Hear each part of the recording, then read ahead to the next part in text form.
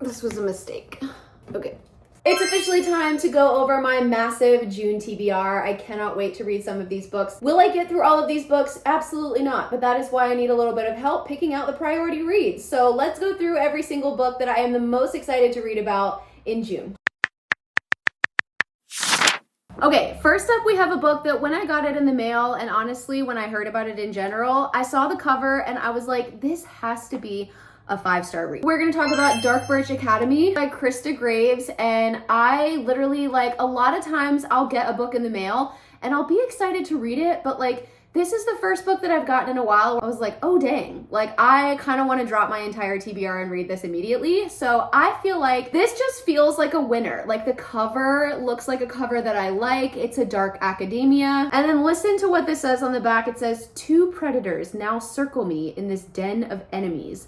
One I came to hunt and one I never saw coming. Like, yes, girl, yes, this is exactly what I am talking about. Like, this sounds dark. This sounds like real enemies to lovers. This sounds like I'm about to eat it up, but it's the first book out in a series, and like, this is the first book. So like, I'm gonna need to know when book 2 is coming. So basically, this features an FMC who is an assassin in training, and she is infiltrating a magical academy. And then also, like, I feel like the back of this book is just a gold mine. It says, prepared to enter the game. If you like your magic dark, your men dangerous, and your heroines delightfully unhinged, this one is for you. This one is for me. You're right. I kind of feel like this needs to be the next book that I read. Like, I'm so excited about it. Okay, let's go ahead and get book number 2 out of the way because I am so terrible. Like, I have been putting this book off for months because I'm so scared that I'm not gonna like it. I have the amount of high hopes that I have for God of Malice by Rina Kent. This will be my first Rina Kent book. So speak now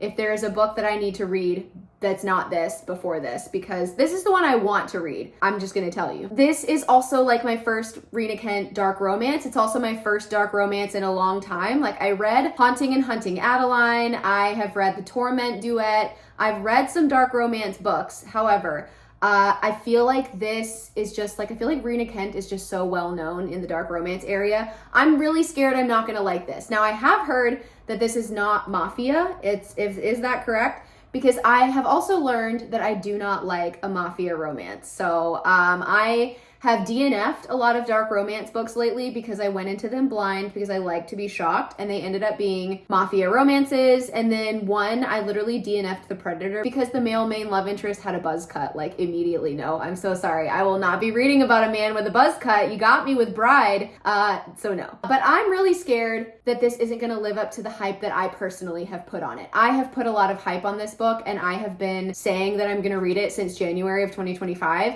I'm gonna try really hard to actually read it this month. I need some help though, please. Somebody tell me if this is good. And I know that this is like an interconnected universe, so I'm gonna be hard to sway, but if there's a series that I absolutely need to read before this, let me know. Now, I am way behind on this next one. I am also scared to read Sunrise on the Reaping. I feel like I totally missed this while it was coming out. I was in the middle of reading an 1,000-page dark academia book that I just wasn't ready to let go of. So I have not read this, and this is a Hunger Games. I think it's like a prequel because it's about Hamish's games. And I've heard that this is like even more emotionally damaging than the traditional trilogy of the Hunger Games. And I also was really perturbed at everybody yelling that people were talking about spoilers with this book because they were talking about the fact that Hamish won the games, but like, he's in the Hunger Games trilogy. And if you don't win the games, you're no longer alive. So obviously he won the games, and he literally says that he won the games in the Hunger Games. Also, why would you read this book without having read or at least watched the movies for the Hunger Games? So if you think it's a spoiler to say that Hamish winning his games, then I don't know that we can be friends, because that is literally not the definition of a spoiler. So I'm gonna go into this knowing we know Homeboy's gonna be alive at the end, but I don't know where all of the emotional damage is coming from, but apparently there's a lot in here. So I cannot wait, and if you've read this, what did you think? I am prepared to be emotionally destroyed. That is what I crave. That is what I love. I don't know what's wrong with me, but that's just what I want. I'm also a little late to the game with this one, but Avidian has been on my TBR. I have been wanting to read this book since a couple of my mutuals read it. This is like a romantasy with ghosts. And like right out the gate, look, there's a little ghost dog on here. I actually don't know a ton about this, and I don't really want to know a ton about it when I go in, because I feel like this is one of those books where it's going to be a really good experience if I go into it blind. But this seems really intriguing, and I know everybody that I have talked to who has read it has really liked it. So I am intrigued. I actually feel like, aside from my mutuals who have read this, I don't actually see anybody talking about it. So I'm feeling like this might be an underhyped gem. I will let you know, but I am excited for the ghost dog. I think there are like ghosts throughout this book. I think our FMC can like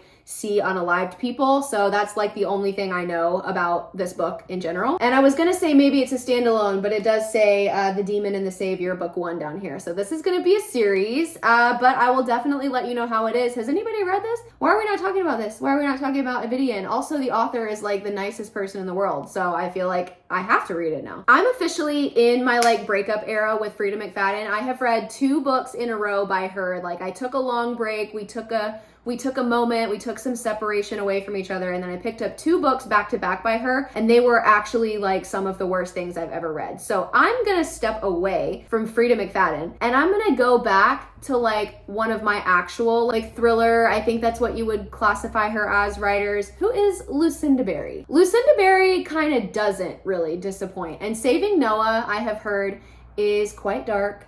I feel like there is emotional damage in here. I feel like this is creepy. Like most of her books have a really creepy vibe, and I love her writing. I really love her books. And while not all of them have been like my favorite, there hasn't been a Lucinda Berry book that I've gotten like physically angry over, and I have repeatedly gotten physically angry over Frida McFadden books. So I feel like I need to go back to like a safe space and read a thriller author that I like. I'm actually on the hunt to find a new favorite thriller author though. I have tried 2 of Riley Sager's books. I read The Only One Left, which I did like, and then I read Final Girls, which I really did not like. So now I'm scared to go back to Riley Sager. I'm going back to something familiar. We're gonna read Saving Noah, and if you haven't read Lucinda Berry, she will break your heart and also kind of creep you out at the same time, which I feel like that's actually the perfect description.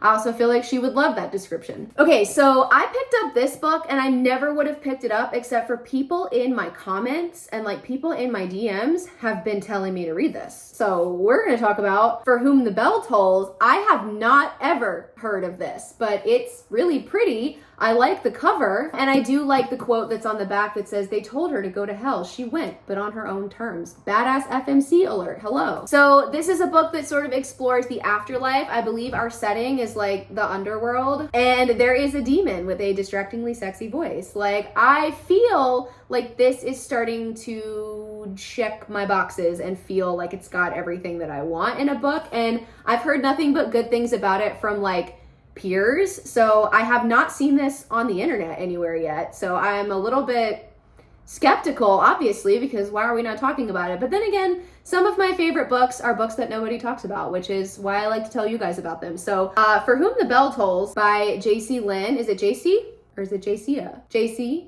We're gonna read this. I'm gonna let you know what I think. She's a little bit of a thick one, so, and this text is not very large, so this one might take a second, but you know, oftentimes, sometimes, that's the sign of a good read with like actual writing and world building, so we'll see. Okay, so this next one, my girl Miranda just started talking about it, probably off reading, so listen to her description, but this has lizardmen in it, and she said if you like Ice Planet Barbarians, you might like this. Now, I have not read Ice Planet Barbarians, and I actually get the ick from what people tell me about Ice Planet Barbarians. However, I'm really intrigued by this, number one, because it's so short, and I feel like at least if I read it, I won't feel like I have, you know, wasted my lifetime reading it. There are 2 books out right now. This is the first one, The Dark Prince's Captive by Anna Zaires and Charmaine Paul. So I kind of love a dual written book like Caroline Peckham and Susan Valenti, and then I feel like some of my favorite like indie author books are written by 2 people. So I feel like this one, I'm willing to give it a chance. I did read Lizardmen, and the Lizardmen are like not here to do something nice. Like, they're here to be rude and physical, and then someone comes in and saves her, but I don't know if it's another lizard man who saves her or if it's a person or what. Like, is this a monster romance? The thing about it is, like, if you look up the description for this book, it's wild. Like, it doesn't tell you anything about what it's about, which I love because I don't love a spoiler, but then it also makes me like nervous. I'm like, what the heck is gonna be going on? I feel like this is completely unhinged, which I haven't read anything completely unhinged since Feathers So Vicious, so I'm ready to check this one out. All right, so let's talk about two of the most like controversial new romance books that are out right now that I'm also super late on. Hey, I'm chronically late. I'm an Aries. I do things on my own time. Like, I'm not gonna read everything with everybody else. I try as hard as I can. But we have Say You'll Remember Me by Abby Jimenez, which is one of my favorite contemporary romance authors. And then we have The Great Big Beautiful Life, which is by Emily Henry. And I've actually never read an Emily Henry book before. These two I saw get like shredded on Book Talk. So I'm going in with low expectations. I love Abby Jimenez though. Also, the cover is beautiful and rainbow and I just love the way it looks. And this cover is really pretty. So this is one of those ones where I feel like, is it a pretty cover and a bad story? And I feel like one of these books, I don't remember which one it was, had weird like pop culture ACOTAR references in it. So will that annoy me? Or will I be like, haha, yeah, I get that because I've read ACOTAR? I don't know. Sometimes things make me really mad. And then sometimes I'm like, you know what? I don't really care about that. But I don't love a pop culture reference in like a romance book or especially like a fantasy book. Sometimes, you know, Zodiac Academy can get away with it because it's funny. But if we do it in seriousness, it kind of irritates me. So we're going to read these two books. I'm probably going to listen to them on audio because I like to listen to contemporary romance on audio unless the voices make me cringe. So if you've read these, does anybody like them? I feel like I haven't heard anybody say anything good about them, which just further intrigues me and I have to read them, so we'll see. Now I know I said I didn't like mafia romance, however, I will fully give a mafia romance a chance if it is written by the Twisted Sisters. Now, this is a book called Carnage by Caroline Peckham and Susan Valenti that I did not know existed. So I have yet to dislike anything that they write. So I am 90% sure I will actually like it. However, I've never in my life liked a mafia romance. So is this going to be the first Twisted Sister book that I genuinely don't like? I don't know, but this apparently is a standalone, and then there is another book in the series that is another standalone about a different couple, so I'm thinking we have sort of like an interconnected standalone type of thing, but I'm starting with this one. It's not that long. And then we have the really pretty, I love that the Twisted Sisters do really pretty like chapter art. I mean, this is giving all of the like regular Twisted Sister vibes, as long as, you know, the man doesn't have a buzz cut. I don't know yet, but I will try really hard to not DNF it if he has a buzz cut, and I'll just like make him look different. The only man that can pull off a buzz cut is that guy from Good Girls. I don't know what his name was. He was more like cartel. He was not like mafia, but oh my gosh, that man, he can have a buzz cut all day, every day, and I will swoon after him. I don't remember his name, but anybody else with a buzz cut, I'm gonna have to picture him, but like then he wasn't mafia, and I feel like it's weird to picture him as a mafia man when he's not, so I can't do it. So we'll see. I'm really nervous, but like hopeful about Carnage that I'll actually like a mafia romance, and it's enemies to lovers, so you know, I hope. And I've actually also never read a book that is a standalone by the Twisted Sisters. Normally they write like really long universes and really long series, like at least 4 books long. So I'm really interested to know what a standalone situation is like for them, because they're also masters of slow burn, but it's very hard to write a slow burn in a standalone book. So let's see. Has anybody read this? I have never heard of this before. So I was pleasantly surprised that there was a book by them I haven't heard of. All right, this is another book that people have been telling me in my comments that I need to read forever. Bonded by Thorns, the Beast of the Briar series. This is book 1. I believe it is a Why Choose reverse harem. I'm not sure. I think it might be a Red Riding Hood retelling. Or maybe it's a Beauty and the Beast retelling, because it says 4 beastly princes, 1 awkward bookworm, an enchanted world of fae, magic, and danger. I have heard nothing but good things about this here. So I haven't read like a favorite reverse harem series since Ruthless Boys of the Zodiac. Like nothing has been quite that good, but this is the one that when I talk about a Why Choose, when I talk about a reverse harem, everybody's like, you gotta read this one. So apparently I gotta read this one. And we're gonna try it out. I don't know how long it is. I feel like it might be one of those series that's kind of long, but I haven't gotten invested in a really long series in a long time, so maybe it's time. Now, another book I am terrified to read is The Night and the Moth, because I have really high hopes for this book. I love One Dark Window and Two Twisted Crowns. That's like a god tier duology for me. So this better be good. I have heard there's like a funny little gargoyle character in here, and like that right out the gate excites me because I love like a little magical sort of, I know it's not an animal, but like sort of an animal side character, because I loved the Nightmare in One Dark Window and Two Twisted Crowns. Loved him. He was my favorite character in that entire duology. So The Night and the Moth is a gothic fantasy with a romance subplot, and I have been guilty of calling this a romantasy. It's apparently not a true romantasy because the romance is not the like main focus. A romantasy is generally like a romance book that is fantasy and takes place in a fantasy world. And a fantasy romance, I believe, is a fantasy book that has a prominent romance in it, but the romance is not like the whole point of the book. Usually in a romantasy, the romance is like the whole point of the book.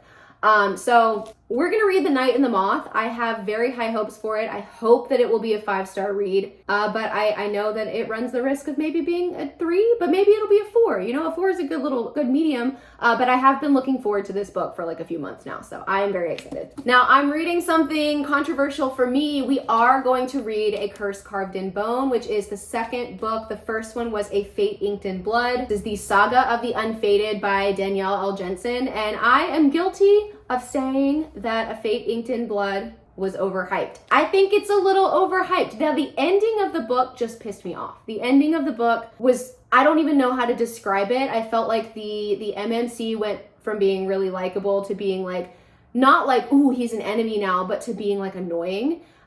So I didn't hate it. I really liked it, and I liked it for the first 3 quarters. I just didn't love the end. But I heard it was a duology, so this is actually going to wrap up the series. This is the last book. It'll be 2 parts, and I have heard that this book is really good. So I am not really giving it a second chance because I always planned to read this book.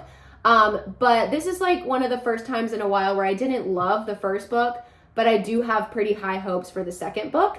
And I am willing to correct my statement that it is an overhyped book if I love this one. And, you know, it's fun. It has Norse mythology in it. It's got a man with a man bun in it. I love a man with a man bun in it. However, Bjorn really needs to step up his game in this book here if I'm going to bring him back into my book boyfriend circle. I'm just going to tell you right now, because he is treading on thin Norse ice. So our book club book for this month was The Exorcism of Fairies, and I actually think I'm really going to end up liking that author. And she sent me another book of hers, which is Autumn of the Grimoire, and this is more about like witches. So we've got like dark academia and fae in The Exorcism of Fairies, and also like paranormal sort of morgue stuff. It's very similar feeling vibes wise to like Nocticadia, but this is a witchy vibe. I do not think that this is academia. I do not know if this is a standalone. I don't see like a 1 or a number anywhere that suggests that it's part of an upcoming series. So I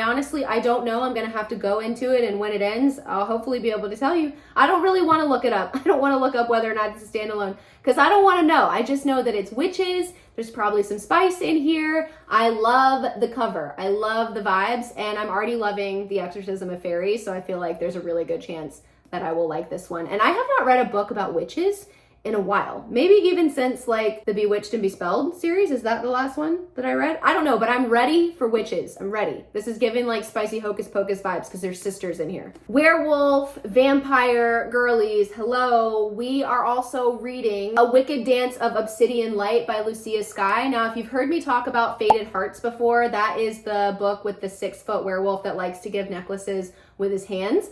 And I love a necklace with a hand, if you know what I mean. This has werewolves in it, but also it has vampires and other mysterious, like magical creatures in it. It's not just a werewolf book, but there are werewolves in here. I really enjoyed Fated Hearts, and this is the beginning of a series that I believe is taking place after Fated Hearts. I know Fated Hearts is the prequel, and it's a standalone. So this is like a separate story that I assume timeline-wise is happening after. And I believe that our FMC is a demon hunter in here. So I think we have demons, vampires. I don't know if vampires are counted as demons, and then also werewolves. I think we've got more going on in here, but I love a book with multiple magical lore creatures in it. I can't wait to read this. I already know that I like Lucia Skye, so I feel like this is going to be a winner, but this is the start of a series, and I feel like the first book has a hard task of like drawing you in and making sure that you actually want to read book 2. So we'll see how it goes in here. I don't know how spicy this is going to be. Fated Hearts was quite spicy. So again, this is a first book in a series though, so who knows where we're going to go. I also feel like we've been really limited on vampire books lately. Like I haven't read a good vampire book in a really long time. I don't think I could even tell you what the last one I read. Like Lance Orion in Zodiac Academy, or whoever the vampire was in Darkmoor Penitentiary, but that wasn't even the focus. I need a book that's like about vampires. Here comes another book that got me with the cover. We have Hallowed Souls by Cierra Reyes. This just looks pretty, and there's a wolf on the front and it's purple. I'm gonna tell you right now, this is a vibes pickup. I'm picking this up solely for the vibes. I don't even know what it's about. It's kind of thick. I do know that it sounds like we have an assassin FMC, but otherwise, and then there's fairies, but otherwise I don't really know what this is about. I'm not sure why there's a wolf on the front, why we've got a crystal theme. I'm sure that it will make sense, but this one is a book that I am solely picking up because I'm like, it's pretty and it gives me the vibes. And sometimes that's a perfectly fine reason to pick up a book. I have no idea. I actually don't have any hopes for this because I have no idea what it's about. So I hope that it will be a 5-star, but I'm not going in being like, this is gonna be a 5-star read. Who freaking knows? I don't know, but it's really pretty, and I do hope there is a wolf in here. I will be a little bit disappointed if there is not mention of a wolf in the book, since there is one on the cover, but yeah. I am ready to dive back into my cowboy romance era. We are gonna read 8 Second Hearts by Kendra Moreno, and this has sprayed edges, number one. I love a sprayed edge, and the only cowboy romance I have ever read is by Elsie Silver. I tried to read Done and Dusted. I did not like that at all. This doesn't seem like it's anything like Done and Dusted. It also doesn't seem like it's anything like Elsie Silver. I feel like this has sort of a more chaotic vibe about it based on what I've seen and what the little book box that this came in looked like. I feel like this has a little bit of a chaotic vibe. I don't know if it will be funny. I don't know if it will be dark. I'm pretty sure it's going to be spicy, but it's got a bull rider in it, and I absolutely loved Rhett Eaton, so I'm pretty sure I'm going to like the guy in here, but you know, really, who knows? I'm very curious to read this. I never in my life thought there would be a time where I would say I love cowboy romance books. If you had asked me a year ago, I would have said absolutely not, never. I will never be caught anywhere reading a cowboy romance. And here I am, like, completely obsessed with them. I just want to read them one after the other, after the other, after the other. I'm actually putting off finishing the Gold Rush Ranch series because I don't want to have no more cowboy romances to read, so. And then finally, this is another vibes read. We have Broken Souls and Bones. This is very beautiful. This also has a wolf on it with flowers this time instead of crystals. So I feel like we have a purple wolf theme going on in June, and I'm not sure why, but that's what we've got. So this is by LJ Andrews, and I have heard of LJ Andrews before. I don't think that I have read any of her stuff,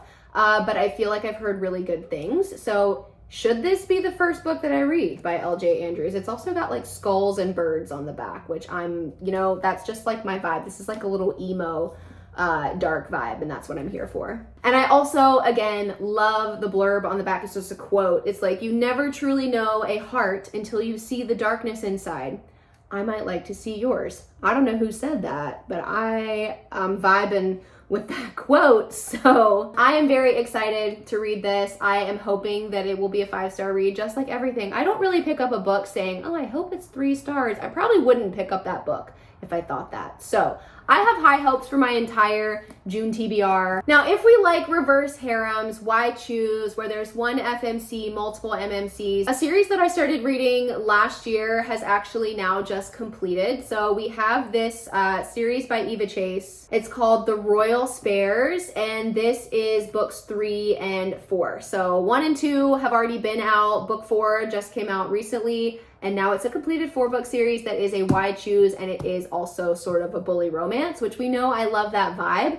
I need to read both of these two. I enjoyed books 2 and 3. I think they're really excellent, like vibes reads. We've got Spice, we've got 4 different MMCs, and they're all different, but also, you know, good news, you don't have to choose. So I'm gonna finish out this series. I'm excited about it because I've already read books 1 and 2, and I feel like there's not really a chance that I'm gonna hate these. So if you're a Why Choose, definitely add this to your TBR. This isn't one I talk about a lot because I literally always forget because it's not a completed series yet, and I just I need to know what I think about the entire series. So now it's time for me to start throwing this at you if you are a reverse harem Why Choose person. So that is my very ambitious June TBR. I actually don't even know how many books were on that list, but if you counted them, let me know how many there are. Which one should I start with first? Because I really think that I'm gonna go with The Night and the Moth. I think I'm gonna start with that one first, but also I really wanna do Darkbirch Academy. I feel like both of those are probably gonna be safe 5-star reads.